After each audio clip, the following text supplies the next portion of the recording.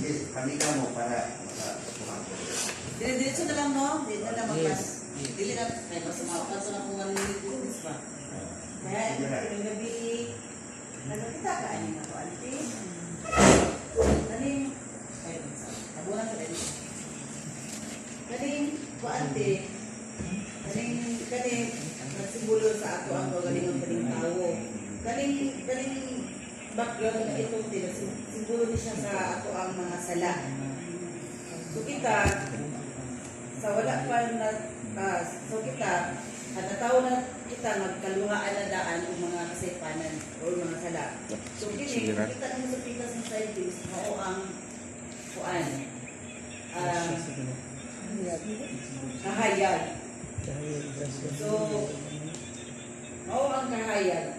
So, kaya ang Ginoo na igugmangan ka nato, iyang ipadala iyang bugtong anak na si Yesu Kristo, nagpakamatay siya,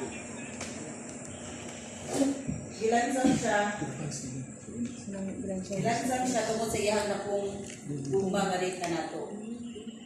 So sa ikatulog ka adlaw, kung man, gilubong siya. Ay, saan? Wala pa ikatulog ka adlaw. Gilubong siya ang namatay. O sa ikatulog ka adlaw, nabanhaw siya. O, nalimot.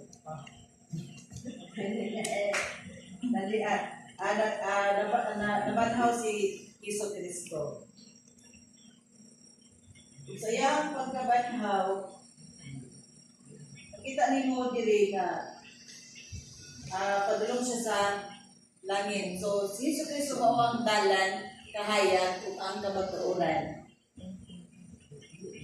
So, nakita ninyo diri nga aduna siya samad.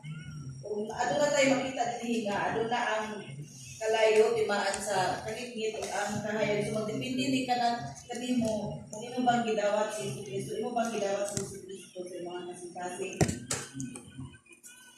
Okay, ampong kita rin mga datong sinner's prayer.